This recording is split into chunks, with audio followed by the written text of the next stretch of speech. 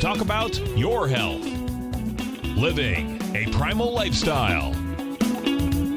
You know, we have Tom from Tampa on the phone. Hey, Tom. Good morning. It's bright and early now, huh? Hey, Paige. Good. Hi, Tom. How you guys doing, Nico? Doing great. Good. Hey, your newsletter's outstanding, man. I'm telling you, man, it is outstanding. And so is the Primal Edge. I love that stuff. I'd never be without it. I mean, I've been on it now 3-4 months, man. I mean, it's just, I can't get over how good I feel. Primal Edge is, people are raving about it. People who are trying it, they know because you can feel it. Would not be without it. Call now, toll free at 1-877-927-6648. Internationally at 727-445-1044. Now your hosts, Nico and Haan and Paige Clarke. Well, good morning. I'm Paige Clarke, and welcome to Living a Primal Lifestyle, where we explore a return to a more balanced, natural, and wild world. To recover our natural health and regain our rights and freedoms, I'm Nico and Haan. And, you know, it's actually a gorgeous day, 77 degrees, and but let's talk about a few things today. Yeah, I want to mention that if you're in the Tampa Bay area and you're feeling congested in the last few days, a lot of people have, and of course it's all about the pollution. And of course, because we had so much rain last week, that the runoff has just put all kinds of pollution and raw sewage into the bay and into the beaches. So if you're feeling that way, this is the reason. It's because of the pollution.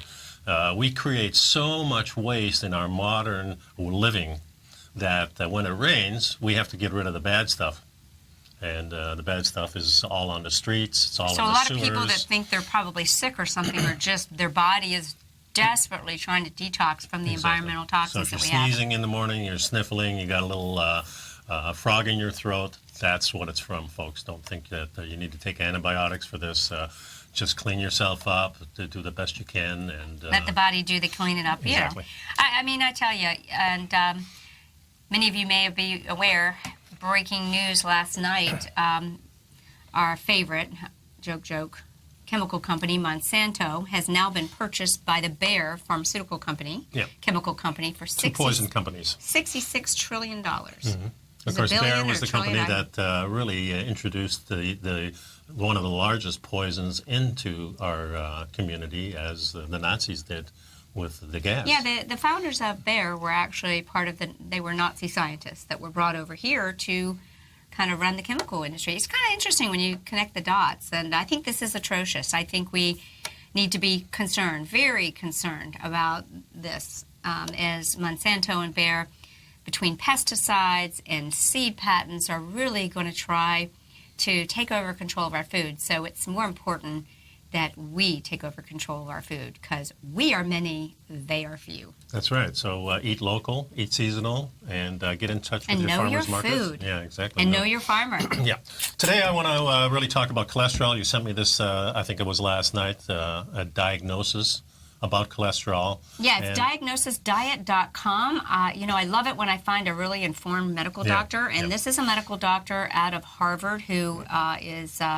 Georgia Ede, and her website is Diagnosis Diet, and I kind of dove down the rabbit hole in some of her sites and found her to be rather articulate and interesting in her explanation of a lot of health issues that are complex, and I assume it must be complex when we talk about cholesterol, because we continue to see the propaganda that sets the stage for people everywhere to think they need a drug for that. Hey, there's an app for that, there's a drug for that. Well, folks, that's not true. There's diet for that. Yeah. And well, I'd like to remind people, too, to give us a call at 877-927-6648. You know, poor cholesterol, it's so misunderstood. She says that all animal cells require cholesterol for proper structure and function. The vast majority of cholesterol in the body does not come directly from foods like eggs and meat, but from the liver, which can make cholesterol out of anything you eat. So if your cholesterol foods don't cause high cholesterol, what actually does? What is it that causes high cholesterol? Yeah, most people really don't know what cholesterol is. No, they really don't. And it would be impossible for us to live and survive if we didn't have cholesterol, because as you've heard Nico and I share with you, our cell membranes, which are really the brain trust of our body functions, letting the good stuff in, getting the bad stuff out, require and demand cholesterol so that they can make a functioning cell membrane. It gives it structure, gives it function, you know? Yeah, and so all of the following critical body components are made from cholesterol. So let's go over each one of those. Well, all of your sex hormones, estrogen, testosterone, progesterone, even cortisol, which helps us with our stress response. and vitamin D, the bile, that's made out of cholesterol, your brain synapse, and your myelin sheath, which is the insulation for your nerve cells. Absolutely. It's very interesting because cholesterol is not a fat at all. It's actually a waxy substance. Yeah, here are two on the telestrator here. We have a molecule of fat, which Isn't is that interesting? line, And then here's a molecule of cholesterol. which is much more complex. They really don't, you can really just sort of tell by looking at them that they're quite different. 3 hexes and a pentagon, I guess it is. Yeah. So, in medical school, she said that they referred to them the 3 rooms and a bath. That's kind of cute. Yeah, 3 rooms and a bath.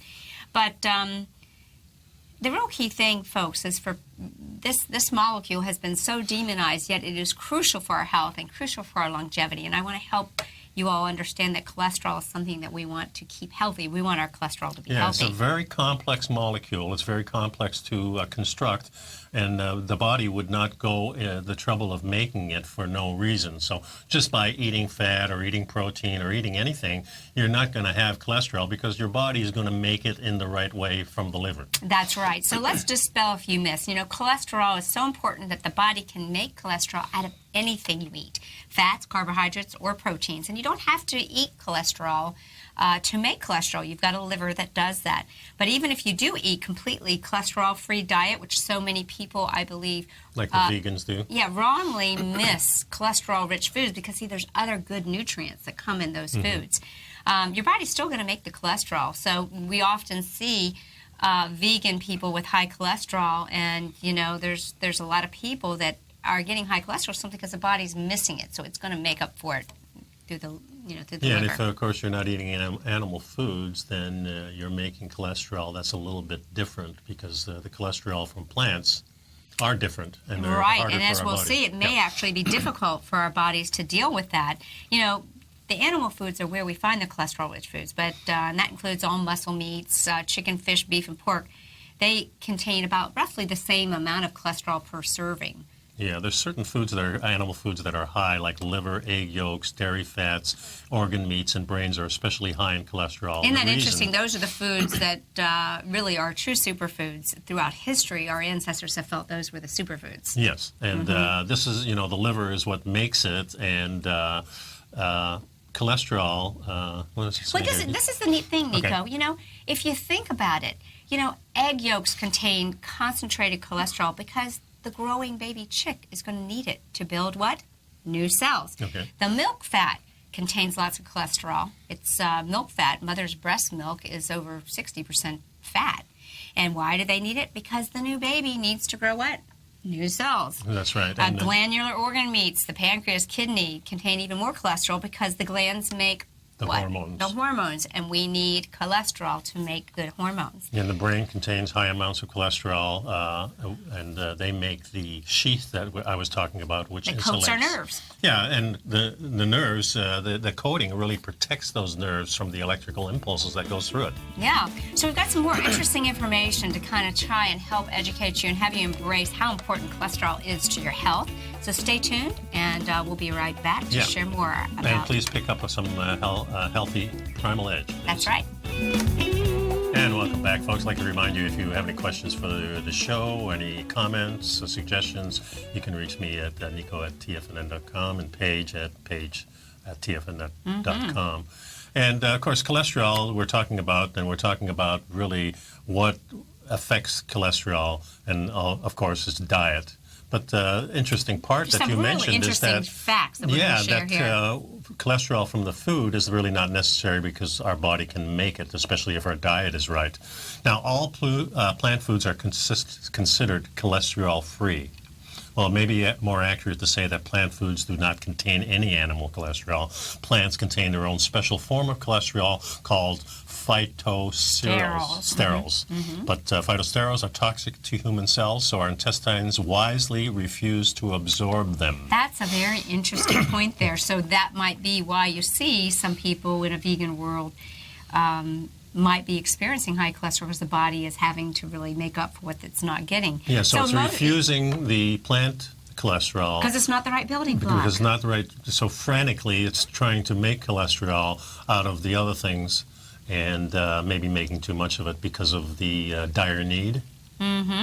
There you go. So in most cases, animal foods contain some cholesterol that the body can absorb and use, and all plant foods contain cholesterol that our body cannot absorb.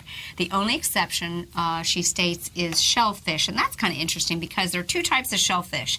Crustaceans, which we think of as lobster, shrimp, and crabs, and then there's the mollusks, which is another group, the clams, oysters, and mussels. Crustaceans are giant sea insects, more or less. Yeah, definitely are. And they hunt for their food, okay? They're hunters. They contain animal cholesterols that can be absorbed by the body. But the mollusks, who gather nutrients by filtering seawater, contain a different type of cholesterol that we can't absorb. Very interesting. Pretty cool. Yeah. So, in fact, plant cholesterols and plant cholesterols and mollusk cholesterols are not only rejected by our intestinal cells, they actually interfere with the absorption of animal cholesterols. This is how margarines such as Benecol, you heard about that fake food stuff, yes. Benecol, work. The manufacturers had added chemically altered a form of plant cholesterol to the spread, which interferes with the absorption of animal cholesterol. But as she stated, we really don't need to eat animal foods. Whether we eat them or we don't, our body is going to make it in response. Our own body's internal wisdom is going to make the necessary cholesterol to help quell what's going on in the body. And I'm thinking, going back 50 years when we started to use margarine and Crisco's and started to using these oils. Yeah, and that's when the cholesterol went up. So real interesting to me that all this type of cholesterol that we're eating that your body rejects, now your body's frantically making cholesterol and kind of going overboard because we're constantly being bombarded by this cholesterol that is not good for our body. Think about this, folks. This is the American diet. This is still the American diet in the fast food and packaged food industry. Yes, and so, here's a question. Will eating cholesterol raise my cholesterol? Well, yes, but only if your body needs more cholesterol. So, again, we're talking about that wisdom. The cell lining, the small intestines, each contain transporter molecules, and all of this is,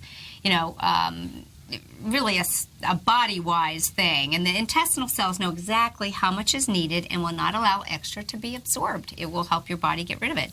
Why is Donald Trump taking statins? And why are all these people when taking... he made that comment last night on the things, I was like, we need to give him a call. We need to tell him to watch Paige and Nico. Well, none of these candidates are, the top two are not in great shape. I mean, Donald Trump is definitely 267 pounds and 6'2". He wears well-tailored suits. Yeah, he sure does. And, of course, Clinton looks horrible, too, and her husband is even worse. And the other two, one is Johnson, who kind of is losing his mind, I think, maybe smoking a little too much of that dope.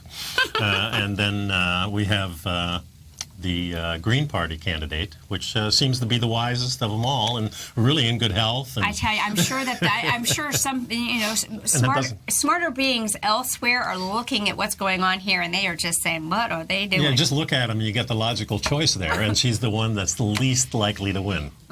Yeah. That 2% of the voters or whatever, of course, those polls. Well, let's get back to this. Yeah, okay. So it's brilliant when you think about it. The body is so smart, and it's impossible for the body to break down the complex structure of the cholesterol molecules, so it would make no sense to absorb too much once it's inside the body. The only way to get rid of it, and that's to excrete it in the bile.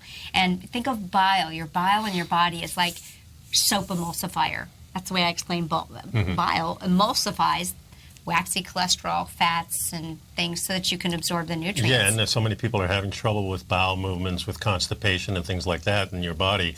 If not the right cholesterol is there, it's not making the bile to help you eliminate all these toxins. We call it beef jerky bile.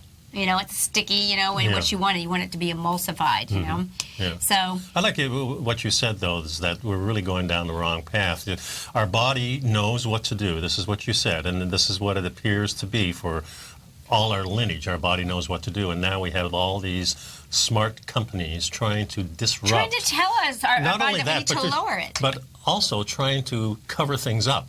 When you take an aspirin, it's just covering up the symptom, doesn't get to the root of the problem. All these drugs that they're making, most of them tend to be cover-ups. That's when our health was stolen from us, when the pharmaceutical companies decided there was a pill for every ill.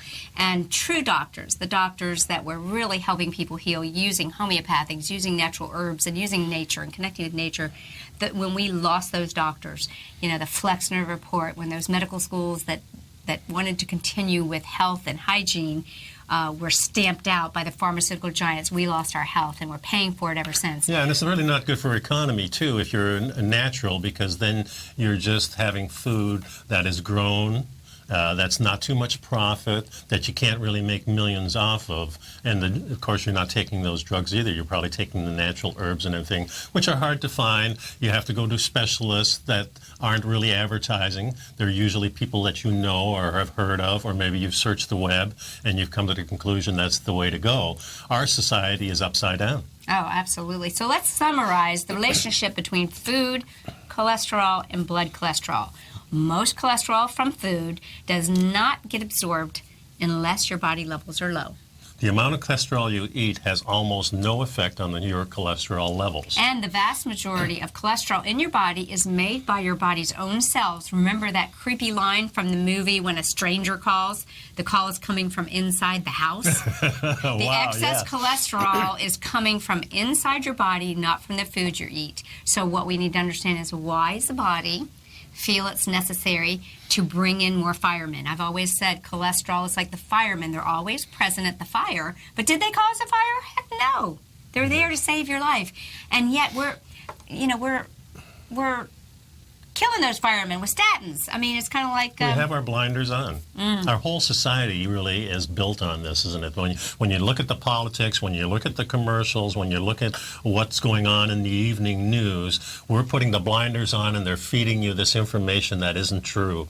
And this is what everybody kind of believes, unless maybe you're listening to a show like ours. Well, Dr. David Brownstein says all drugs interfere with enzyme reactions and block cell receptor sites. Sounds to me like all drugs are messing with the wisdom of the human body. When we come back, I want us to go into a little further, and let's see who the real culprit is in heart disease and damage, and why are we trying to stomp out the firefighters, which is your cholesterol. Right. Let's go to the fire. Yeah, what is the fire? And if you want to continue your education, pick up my newsletter.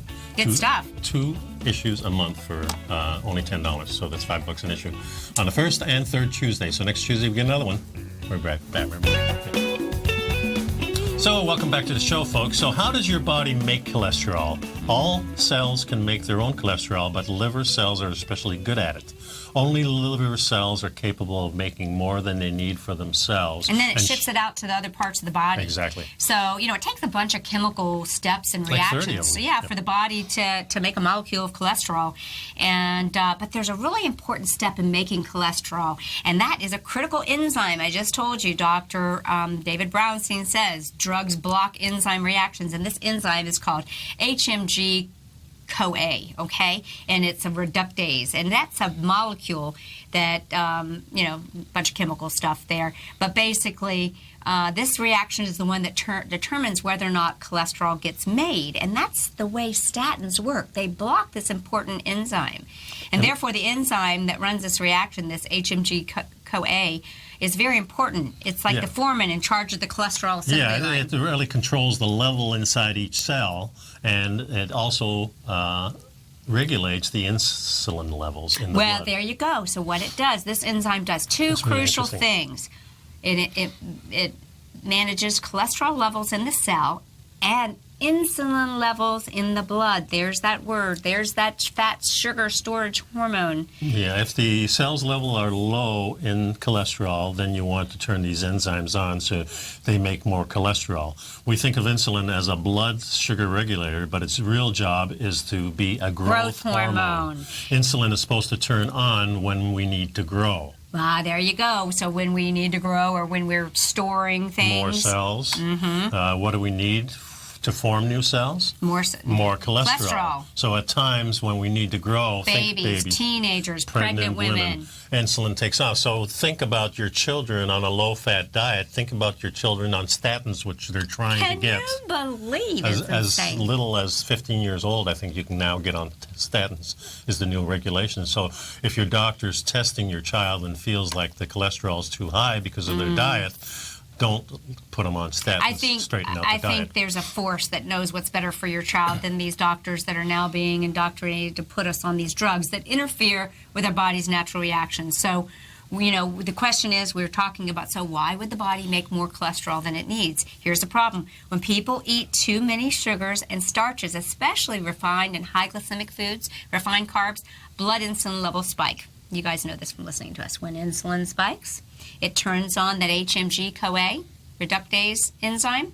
which tells all the body cells to make more cholesterol. See, insulin goes up when we're eating, it tells the body. So maybe what we realize is all these high cholesterol levels are a result of not the fatty foods, but of the sugary foods that we introduce. And it really pans well with history when we track it. No doubt about it. You can see that when you look at the charts, it's in sync for sure. One of the things that happens too is, of course, that the body is frantically trying to get rid of the sugar, and it does. It tries to burn as much as it can, because usually sugar is so potent, there's much more of it than your body can handle. So the only other thing it can do is store it. And the only way the body stores things is as fat. And I love the way she explains this, because she kind of breaks it down just right where you're at, when the insulin goes up, it tells the body to make more cholesterol, even though you don't need it. This is the problem, because this is why so many people have too much cholesterol in their bloodstream. Sugars and starches raise insulin level, which fools the body into thinking it should grow. And a lot of people do grow this way, right? Oh, big time. Which it doesn't need to do. This is how low glycemic index diets and low carbohydrate diets normalize cholesterol patterns. These diets reduce your insulin levels, which in turn lowers that HMG-CoA enzyme reductase activity. So, makes sense, right? Yeah. When you eat less carbohydrates, you are not artificially blocking the pathway. You are simply allowing the reductase to listen to other important signals, such as your cholesterol levels, your growth requirements, and it decides naturally what to turn on and what to turn off. Yeah, there you go. So smart. Naturally regulate your own cholesterol level. So tell that to your doctor now. Your diagnosis is diet.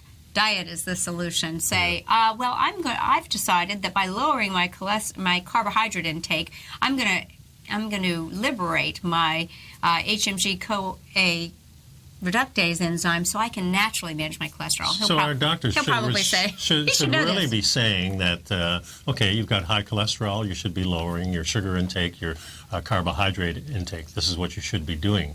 And instead, our diet by doctors is pretty much high carbohydrates. Mm-hmm. Yeah. Eat plant food. Well, remember the doctors are basically supported by the drug companies, which are supported by the food companies, because they both kind of help each other out and they help each other profit. So understand, if you're taking a statin drug, you're blocking this crucial enzyme. And as a result, your body's not going to get the message to make the cholesterol when you actually probably need it to protect yourself from all that insulin. But it's not just cholesterol, folks, because the same pathway is responsible for synthesizing a wide variety of other important molecules. These include the fat-soluble nutrients such as vitamin A, vitamin E, vitamin K, and coenzyme CoQ10. As you know, if you do, for some reason, fall for that story that you need to be taking a statin drug, God forbid, make sure you're taking coenzyme CoQ10 to protect your heart. And this is one of the reasons why we always say when you're taking things like the Primal Edge, you're taking supplements, your diet has to be straight first, because then your body's all ready to accept all these things that you're putting in it in a natural way. If it's being blocked, I mean, you can take as much Primal Edge as you want. If you're not eating a right diet, it's probably not going to do you a lot of good. It may do you some good, but not a lot of good. So it's kind of like drinking a Coca-Cola. At your meal. You've ruined the whole meal. So kind of to recap this, for refined carbohydrates, speed up the cholesterol assembly line, and statins slow it down. Which approach would you rather take to manage your cholesterol problem? Taking a drug that artificially slows this assembly line down, or changing your diet so that the assembly line only runs when it's supposed to? That's a great way to think about it. Yeah. So, if you change your diet, you don't have co-pays. You don't have to go pick it up at the pharmacy, right? Yeah, in fact, you probably don't dangerous need, side effects. You that certainly we know don't of now. need the Obamacare, and this now is mandated that you have to have it. So we're in real trouble. We can't put our money where we want to, health-wise, in a sense. If you're paying $10,000, $12,000 a year for your insurance, you can't take that $10,000 or $12,000 and apply it in a healthy way to your body. Well, the new care is self-care. We really have to start taking a look at ways that we can move into the driver's seat, become the quarterback of our own care. It takes a team. And a medical doctor can be an important part of your team. I want a medical doctor on my team if something very serious or acute, or I'm injured, emergency medicine. They're the best. That's where we're really good at. They're the best. But in terms of the diseases of the modern world, chronic diseases, they fall pitifully short. And it's not their fault. It's their training. They are trained to sell the drugs. They're trained to be, they're highly trained. And I think many of them are frustrated that they're not trained more in the natural ways to help the body heal. And many, part of the I have a lot frustration of is that there's friends. the requirements by the insurance companies that they follow certain procedures that are unhealthy, as we're discovering now with the cholesterol. Now, when we get back from the break, I want to go over the good and the bad and the ugly. Exactly. And maybe there's really not these ugly ones, or maybe we just make them ugly by the foods we choose to eat. Yeah, so it's very important to understand what is good cholesterol and what is bad cholesterol, if there really is such a thing. And it gets a little complicated, but does. we're going to go through it, break But it's it actually down. not that complicated when you look at it, when you can deconstruct it, and we're going to do that for And you. you can right be you can be empowered so that when you go see your doctor next time, you can show them that you're doing some of your own education. And this is an MD from Harvard, guys, trustworthy sources. No We'll doubt be right about back it. after the break. Yeah, the number here is 877-927-6648. Good morning. I'm Paige Clarke, and we're living a primal lifestyle. We've got Robert from Buffalo, New York on the phone. Hey, Robert. Yes, good morning. Good morning, Robert. Hey. And Nico. Yes, I'm up here in Buffalo listening to this wonderful program. Thank you. I listen to you guys every Tuesday and Thursday, and I'm just overwhelmed with all this great information you've got. But I can't absorb it. It's too much for me to absorb in my brain. Oh, well, we're glad that you tune in. Yeah, that website you mentioned earlier. Yes. Was it Clinical Diet? It's called diagnosisdiet.com. Diagnosisdiet.com, which is kind of a cute play because it is a Harvard MD's website. I just am really Diet. impressed with her. Could you repeat that? Diet what? Diagnosis diet. Oh, diagnosis. Diagnosis diet. Yeah, diagnosisdiet.com. Diagnosis diet, okay. And she is a medical doctor from Harvard. I find that she just does an excellent job taking complex subjects. And so you might want to check her out. We might even give her a buzz one day and see if we can interview her on the show.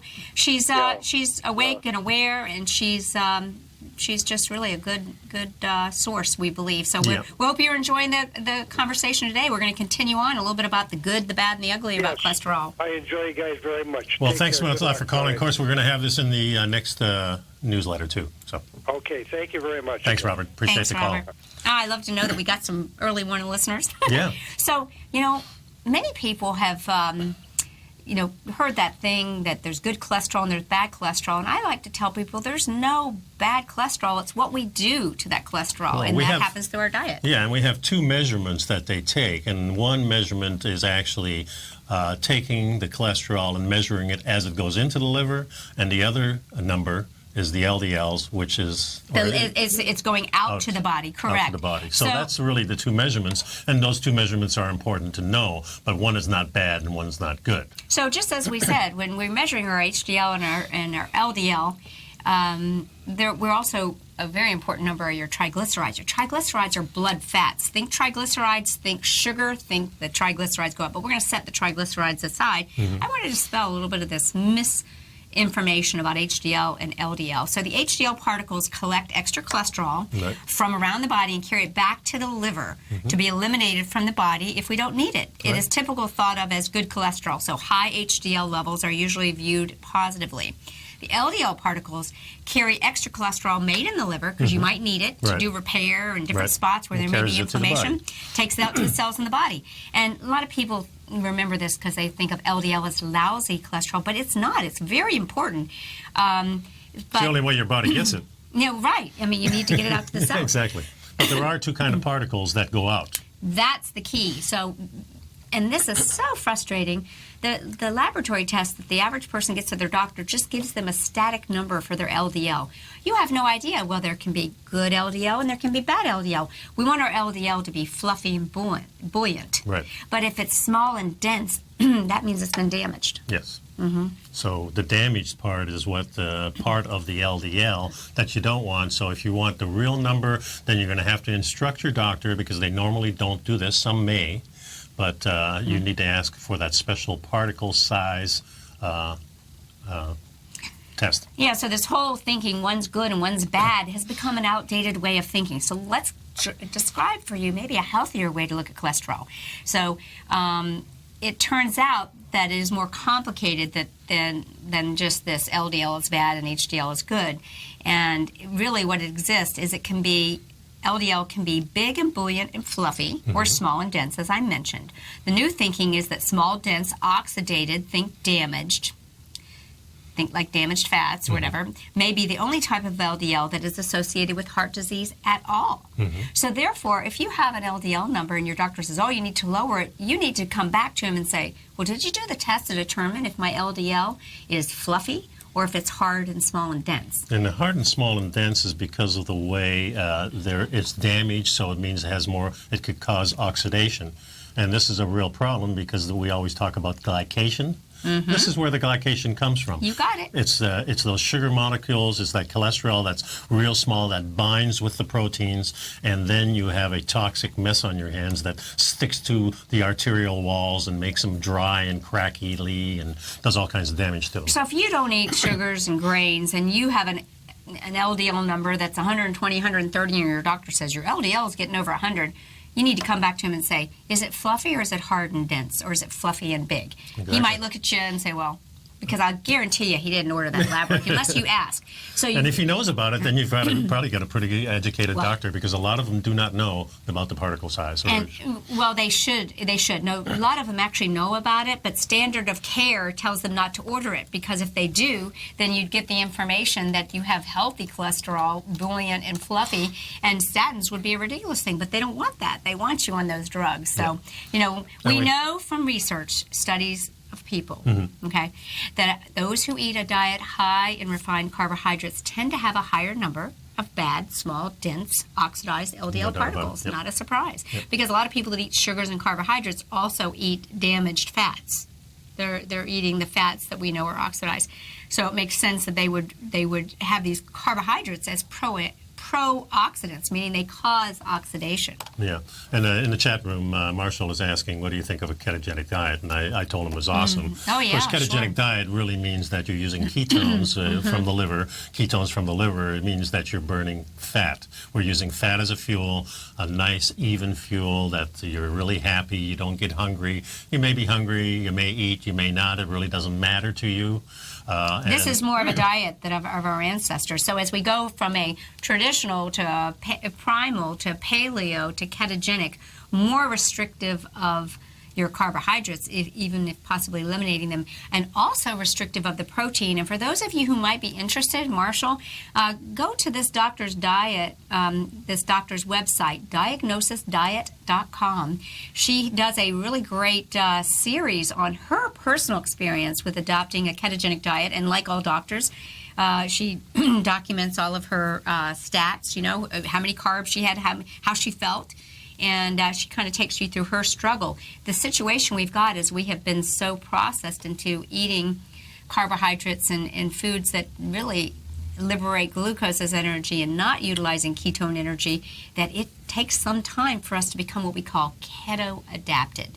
But we're finding that the keto-adapted diet is doing miraculous things in the world of bad diseases, and particularly cancer. Yeah, if you're doing cancer research, and if you actually have cancer and you want to get rid of it, the ketogenic diet is the way to go, because sugar feeds the cancers. In other countries, they're using ketogenic diet not only in those types of situations, but people all over the world know that fat is where you're at. You go to cultures that don't have our modern society, you'll find all of them will have that. Hey, just like, as you know, I'm going to the Bulletproof Conference just bulletin Pasadena. here. Yeah, going to the Bulletproof, Dave Asprey's Bulletproof. We'll see a lot of biohacking. Hopefully I'll come back. Nico will hold down the fort, and we'll share some new technologies that we have with you. But think about how he was trying to figure out why he had low energy, being in Silicon Valley, real stressed out. And he found out that people in the Himalayas drink yak butter tea. Well, what's yak butter tea?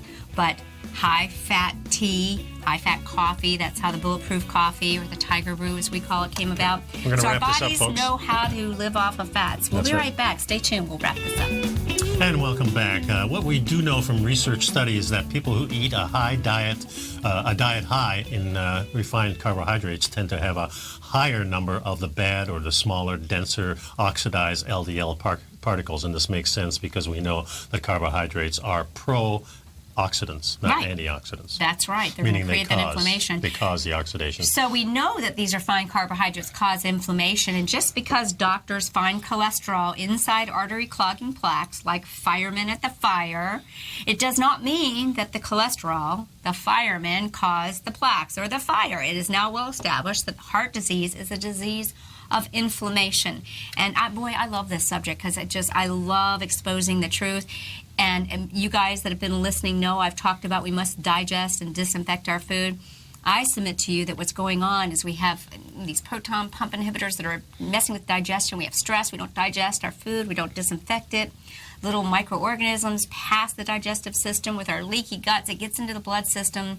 So you have sugars and bugs, so to speak, that are causing systemic inflammation in our blood system, and our cholesterol is there to repair the damage. Yeah, and the first step in the development of these, the plaque, is the inflammation within the lining of the artery itself. Right, and they'll find many signs of inflammation first. When a doctor dissects a plaque, they don't just find cholesterol, folks. They see microorganisms. They see macrophages, white blood cells. They see calcium, and they see T cells. Macrophages, T cells. What does that tell you?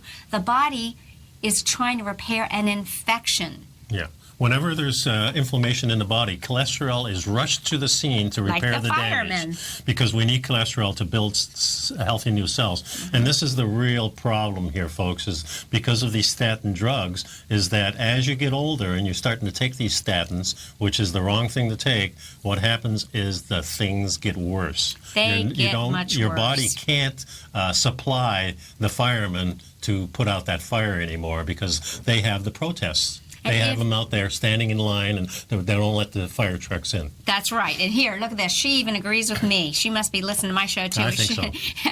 It should therefore not be jumping to the conclusion that coronary artery plaques are caused by the cholesterol found inside of them is like assuming that all car accidents are caused by the ambulance because they are found on the scene.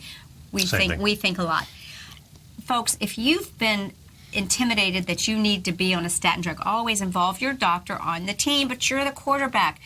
Check out another site. I'll type it on the break before I leave. Space Doc. It's a doctor who was the medical doctor for most of our space adventures and our lunar experiences.